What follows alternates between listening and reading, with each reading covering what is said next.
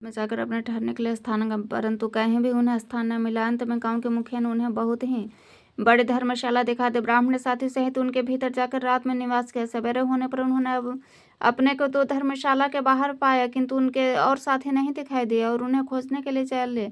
इतने में ही ग्रामपाल से उनकी भेंट हो गई। ग्रामपाल ने कहा, मुनिश्रेष्ठ, तुम इस प्रकार से दीर्घायु जान पड़ते हो। सौभाग्यशाली तथा पुण्यवान पुरुषों में तुम सबसे पवित्र हो।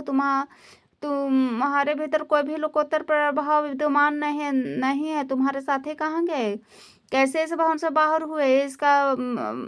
इसका पता लगाओ। मैं तुम्हारे सामने इतना ही कहूंगा कि तुम्हारे जैसा तपस्वी मुझे दूसरा कोई नहीं दिखाई देता। विप्रवर, तुम्हें किस प्रकार महामंत्र का ज्ञान है? किस विद्या का आश्रय लेते हो तथा किस देवता की दया से तुम्हें अलौकिक शक्ति की प्राप्त हो गई है? भगवान, कृपा करके इस गांव में रहो, मैं तुम्हारे सब प्रकार से सेवा शुश्रूषा करूंगा। यह कहकर ग्रामपाल ने मुनीश्वर सुनंद को अपने गांव में ठहरा लिया। वह दिन रात बड़ी भक्ति से उनकी सेवा टहल करने लगा। जब 7-8 दिन बीत गए, तब एक दिन प्रातः काल आकर वह बहुत दुखी होकर महात्मा के सामने रोने लगा और बोला, हाय, आज रात में राक्षस ने मुझे भाग्यहीन के बेटे को चबा लिया और मेरा पुत्र बड़ा ही गुणवान और भक्तिमान था।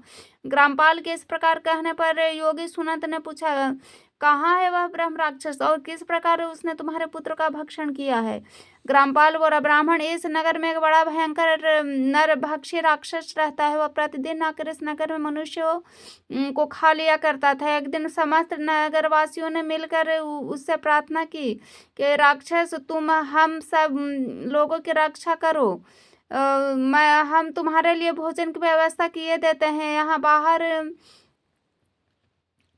कि जो पथिक रात में आकर नींद लेने लगे उन्हें खा जाने। इस प्रकार नागरिक मनुष्य ने गांव में मुझे मुखिया द्वारा इस धर्मशाला में भेजे हुए पथिकों को ही राक्षस का आहार निश्चित किया। अतः प्राणों की रक्षा के लिए ही उन्हें ऐसा करना पड़ा। आप भी अपने राहगीरों के साथ इस घर में आकर सोए थे, किंतु राक्षस ने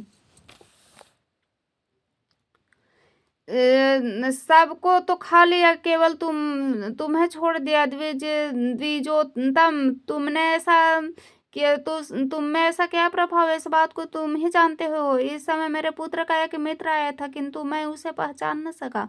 वह मेरे पुत्र को बहुत ही प्रिय था, किंतु अन्य राहगीरों के साथ उसे भी मैंने उस धर्मशाला में भेज दिया। मेरे पुत्र ने जब सुना कि मेरा मित्र भी उसी में प्रवेश कर गया है, तब वह उसे वहां ले आने के लिए गया, परंतु राक्षस ने उसे भी खा लिया। आज सवेरे मैंने बहुत दुखी होकर उस पिशाच से पूछा, ओ दुष्टात्मन, तूने रात में मेरे पुत्र को भी खा लिया? तेरे पेट में पड़ा हुआ मेरा पुत्र के जिससे जीवित हो सके ऐसा उपाय आदि हो तो बता।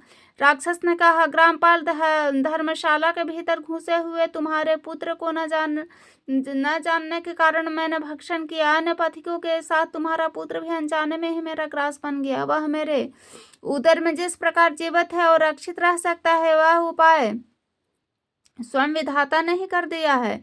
जो ब्राह्मण सदा गीता के 11वें अध्याय के पाठ करता है, उसके प्रभाव से मेरी मुक्ति होगी और मेरे मरे हुए को पुनः जीवन प्राप्त होगा। यदि कोई ब्राह्मण रहते हैं जिसको मैंने एक दिन धर्मशाला में बाहर कर दिया था, निरंतर गीता के 11वें अध्याय का जप किया करते थे, इसे अध्याय के मंत्र से 7 बार अभिमंत्रित करके यदि मेरे ऊपर जल का छींटा दें तो निसंदेह मेरा शाप से उद्धार हो जाएगा। इस प्रकार उस राक्षस का संदेश पाकर मैं तुम्हारे निकट आया हूँ।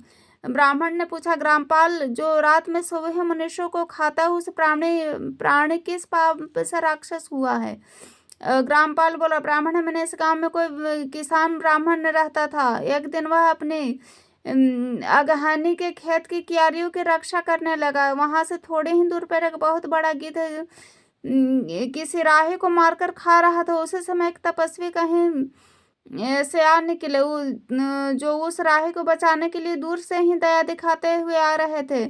गिद्ध उस राही को खा कर आकाश में उड़ गया। तब उस तपस्वी कुपित होकर उस किसान से कहा, ओ दुष्ट, हलवा है, तुम्हें धिक्कार है, तू बड़ा ही कठोर और निर्दयी है। दूसरे के रक्षा से मुंह मोड़कर केवल पेट पालने के धंधा में लगाई है। तेरा जीवन नष्ट प्राप्य है। अरे शक्ति होते हुए भी जो चोर दाढ़ वाले जीव, सर्प, शत्रु, अग्नि, विष, जल, गिद्ध, राक्षस, भूत तथा पेताल आदि के द्वारा घायल हुए मनुष्यों की उपेक्षा करता है, वह उसके वध का फल पाता है। जो शक्तिशाली होकर भी चोर आदि के चंगुल में फंसे हुए ब्राह्मण को छुड़ाने की चेष्टा नहीं करता, वह घोर नरक में पड़ता है और पुनः भेड़ियों की योनि में जन्म लेता है। जो वन में मारे हुए तथा गिद्ध और व्याघ्र की दृष्टि में पड़े हुए जीव की रक्षा के लिए छोड़ो छोड़ के पुकार करता है, वह परम गति को प्राप्त होता है। जो मनुष्य गौओं की रक्षा के लिए व्याघ्र, भील तथा दुष्ट राजाओं के हाथ से मारे जाते हैं, भगवान विष्णु के उस परम पद को पाते हैं जो योगियों के लिए दुर्लभ है। सहस्त्र अश्वमेध और 100 वाजपेय यज्ञ मिलकर शरणागत रक्षा की 16वीं कला के बराबर भी नहीं कर सकता। दीन तथा भयभीत जीव की उपेक्षा करने से पुण्यवान पुरुष भी समय आने पर कुंभीपाक नामक नरक में पकाया जाता है। तूने दुष्ट गिद्ध के द्वारा खाए जाते हुए राही को देखकर उसे बचाने के लिए समर्थ होते हुए भी जो उसकी रक्षा नहीं की, इससे तू निर्दयी जान पड़ता है, अतः तू राक्षस हो जा।